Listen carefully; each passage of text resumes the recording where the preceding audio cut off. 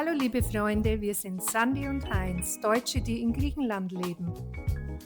Wenn euch unser Kanal gefällt, dann freuen wir uns sehr über ein Like und ein Abo.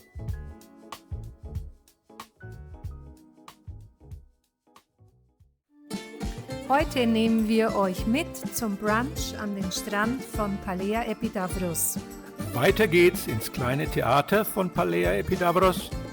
Dann bestaunen wir mit euch das größte Amphitheater Griechenlands. Bevor wir diesen Sightseeing-Tag mit einem weiteren Highlight, nämlich der Weltkulturerbestätte Mykene, beenden.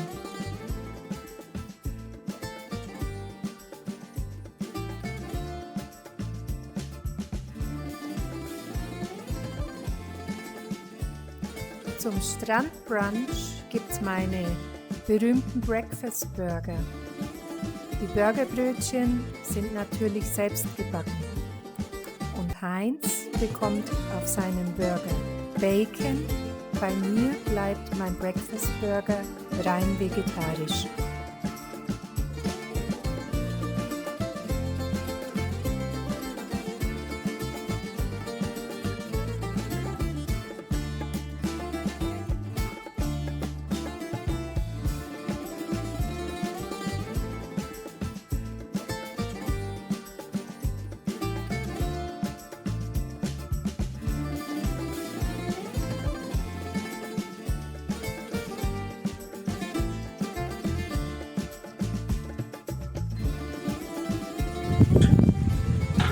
Tschüss, Ruby, wir kommen morgen wieder. Tschüss. Nur mein Süße. Gell? Schön aufs Haus aufpassen. Auf geht's zum Sightseeing. Es ist Samstag, Anfang April, bestes Wetter und wir sind gut gelaunt unterwegs. Von unserem Haus im Osten Attikas geht es in den östlichen Teil des Peloponnes. Unsere Route seht ihr auf der Karte.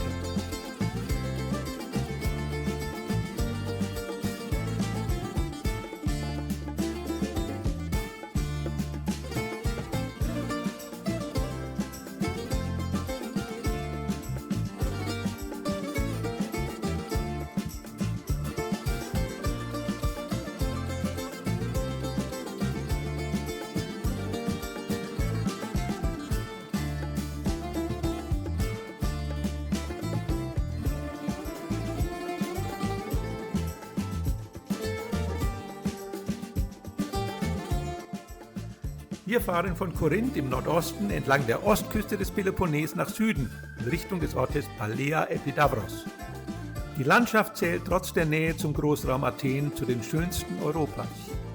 Immer wieder haben wir bei unserer Fahrt auf der Nationalstraße dabei einen wunderschönen Blick auf den Saronischen Golf, der seinen Namen dem mythischen König Saron verdankt. In der Region des Saronischen Golfs liegt eines der interessantesten Vulkangebiete Griechenlands.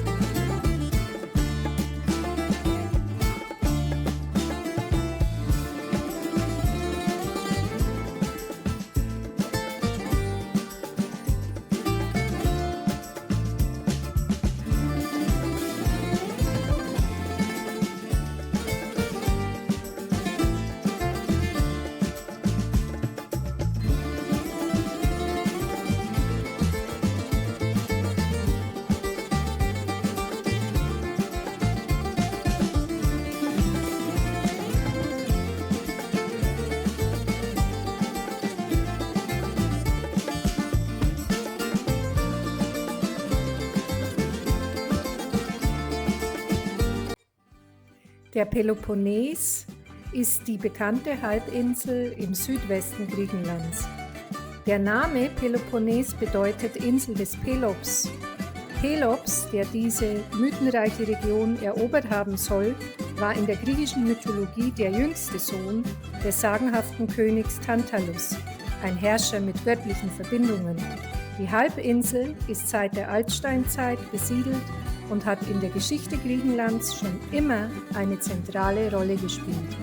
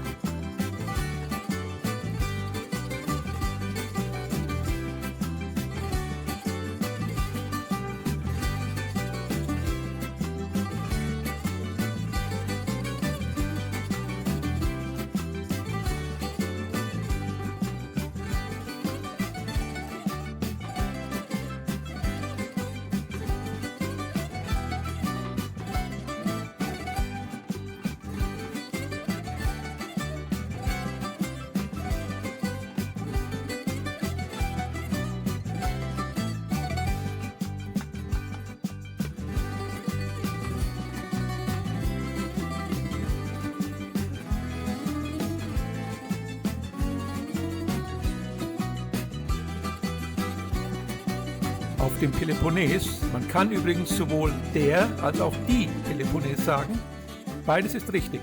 Also auf dem Peloponnes befinden sich viele bedeutende und berühmte Orte der griechischen Geschichte.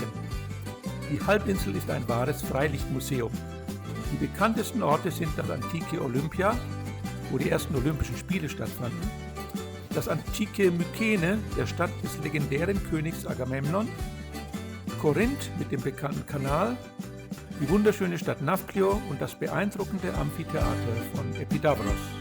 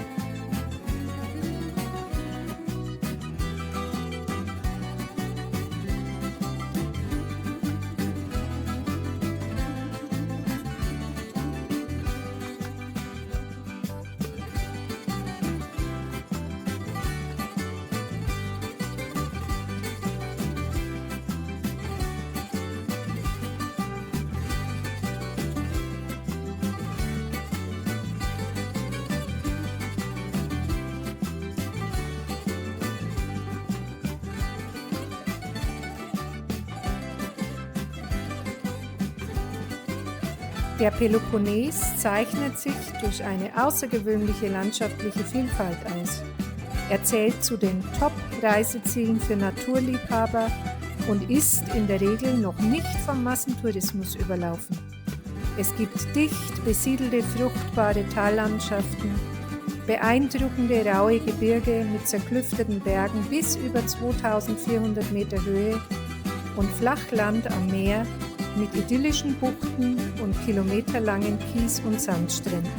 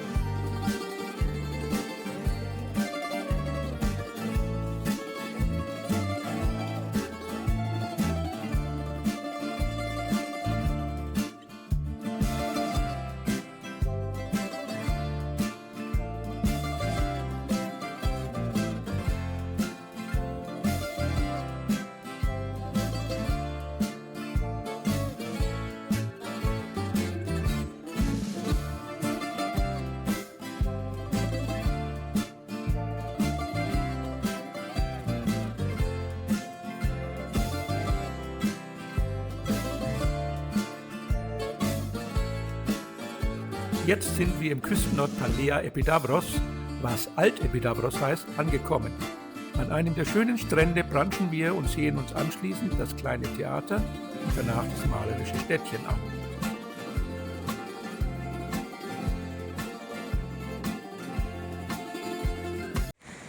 Wir haben unser Strand-Brunch-Ziel erreicht.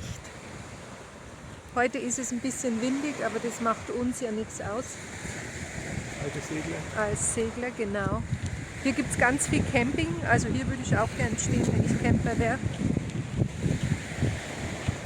Und wir denken, dass wir da vorne ein bisschen windgeschützt stehen, sodass uns die Wasserflaschen nicht wegwehen. Aber guckt euch das mal an.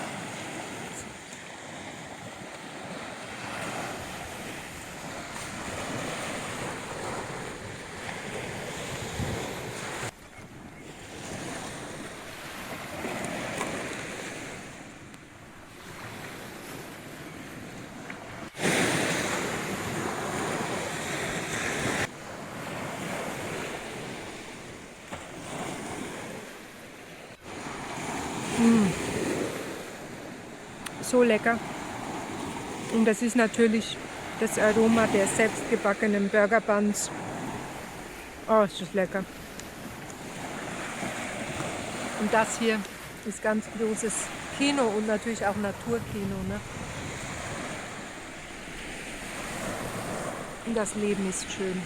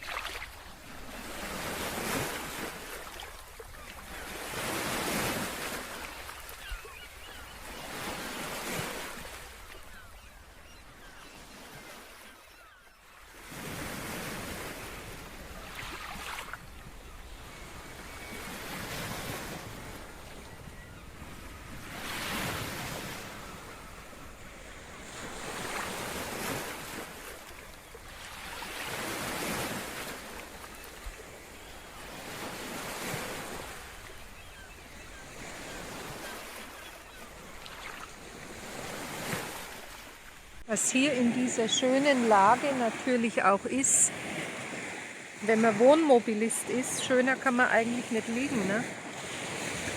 Das sind wahrscheinlich Dauercamper oder so. Guckt euch mal diese Idylle hier an. Hier ist auch ein Hotel. Aber ganz viele Wohnmobilstellplätze und Campingplätze, aber auch Zelten kann man hier. Lecker war's und jetzt geht's weiter zum Sightseeing.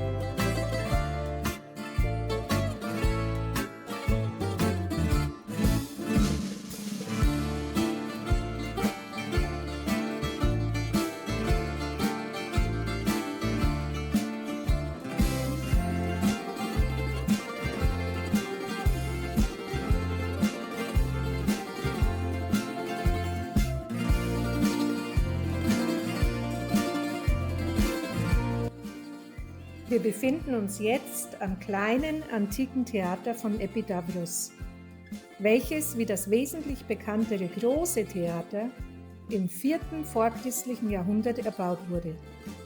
Ursprünglich hatte es 800 Sitzplätze und wurde in römischer Zeit mehrmals ausgebaut, sodass es letztlich 2000 Besuchern Platz bot.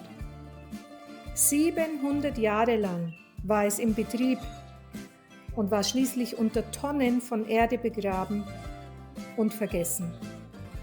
Erst 1971 entdeckte man es wieder unter einem Olivenhain und die Restaurierung dauert bis heute an.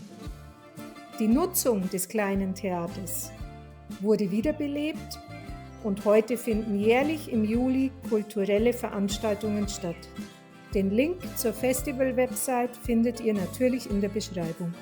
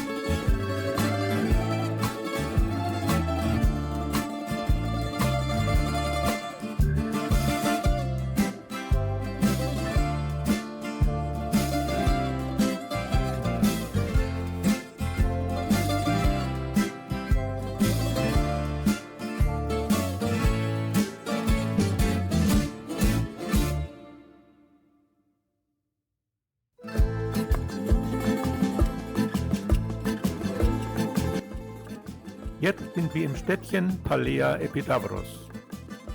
In der Antike war hier der zur berühmten Heilstätte Asklepion gehörende Hafen. Im wunderschönen Naturhafen legten die Schiffe aus Athen und anderen Orten an und die Heilungssuchenden bewegten sich ins 13 Kilometer entfernte Asklepion und ins Theater von Epidavros. Der Ort war deswegen sehr reich, weshalb er sich ein eigenes Theater leisten konnte.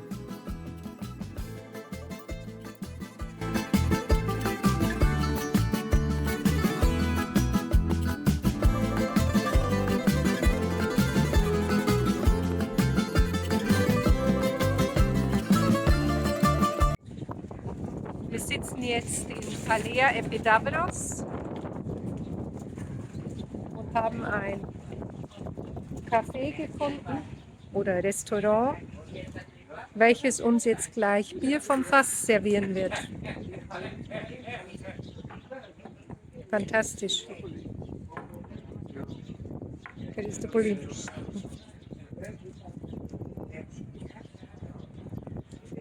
Und da müssen wir natürlich sofort eins trinken. Ja, was mein Schatz?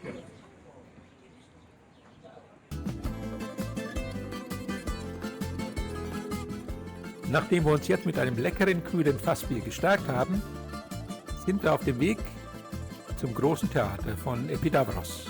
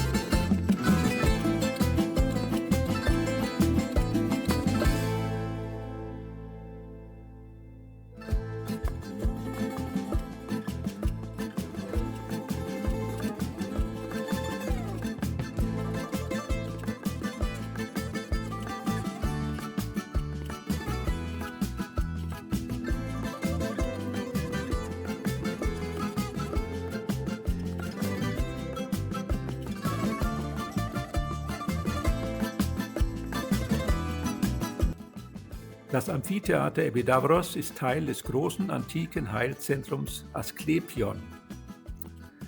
Epidavros war in der griechischen Mythologie der Geburtsort des Heilgottes Asklepion, Sohn des Apollon. Sein Attribut war der Schlangenstab, der heute als Äskulapstab das Symbol des ärztlichen und pharmazeutischen Standes ist. Zum natürlichen Heilverfahren verschiedenster Krankheiten gehörten auch religiöse Feierlichkeiten und die Theateraufführungen gehörten dazu und dienten der Entspannung und dem Vergnügen und waren damit ein wichtiger Teil des Heilungsprozesses. Das Theater wurde vor knapp 2500 Jahren errichtet. Es bot Platz für 14.000 Besucher. Es ist berühmt für seine außergewöhnliche Akustik. Es ist das größte und besterhaltenste antike Theater Griechenlands und seit 1988 Teil des UNESCO-Weltkulturerbes.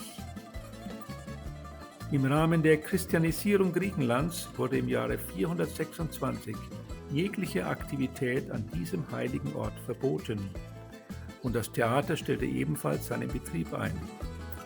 Erst seit 1952 finden wieder regelmäßig Aufführungen statt. Den Link zur Festival-Website findet ihr in der Beschreibung.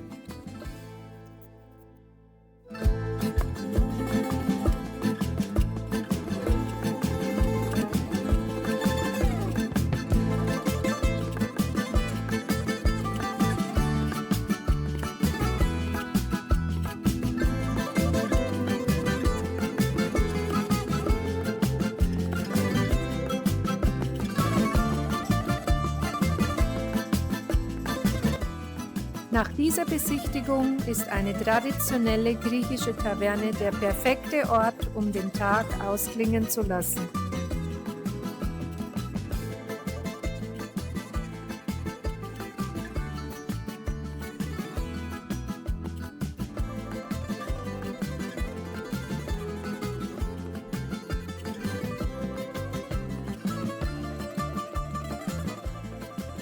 Am nächsten Morgen machen wir uns auf zur Besichtigung von Mykene. Mykene war die bedeutendste Stadt im vorklassischen Griechenland. Erste Besiedelung erfolgte bereits im 7. Jahrtausend vor Christus und die Blütezeit war 1500 bis 1200 vor Christus. Hier wurden die ältesten Spuren griechischer Schrift gefunden und das mykenische Machtzentrum gab einer ganzen Kulturepoche ihren Namen.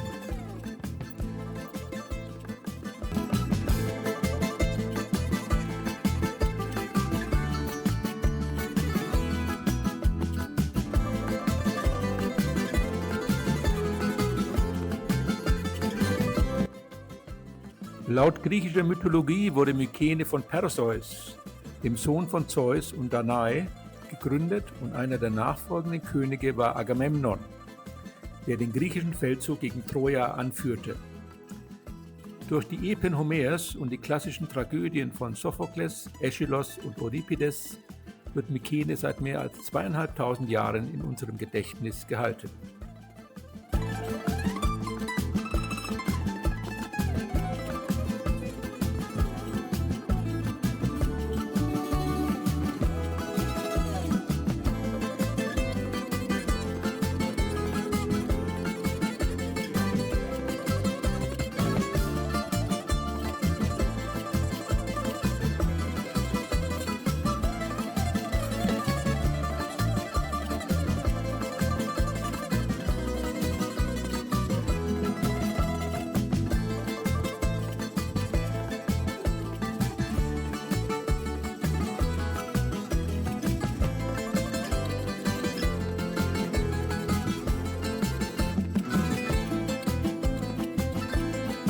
Hier sehen wir die sogenannten kyklopischen Mauern.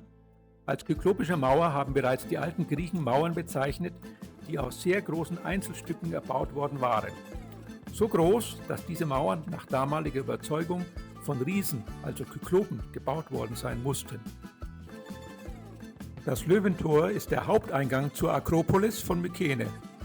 Die Darstellung der zwei Löwen ist die einzige erhaltene monumentale Skulptur aus dem Griechenland der Bronzezeit und ist vielleicht auch das früheste Beispiel monumentaler Skulptur auf dem europäischen Festland.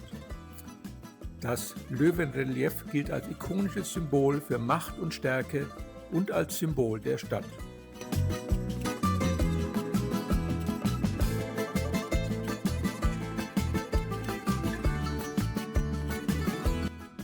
Im Archäologischen Museum von Mykene befinden sich Funde in Bezug auf das öffentliche und private Leben der Mykener, Fundstücke aus dem königlichen Grabkreis, insgesamt mehr als 2.500 Funde aus den Ausgrabungen.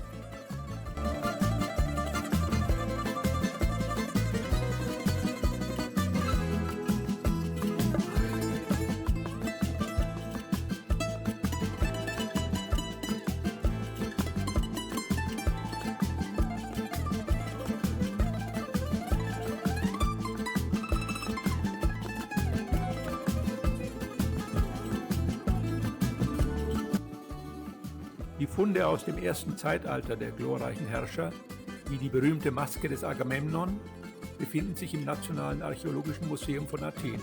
Hier liegt eine Kopie.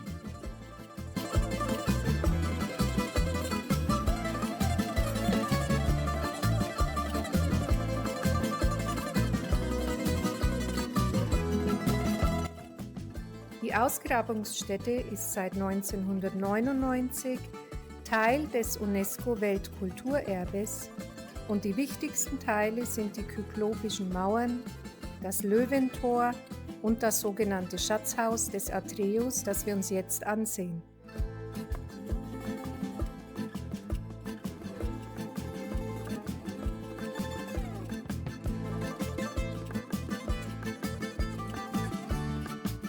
Mit dem Schatzhaus des Atreus haben wir die Besichtigung in Mykene abgeschlossen und machen uns auf den Weg nach Nafplio. Teil 2 unserer Peloponnes Highlights Tour findet ihr hier.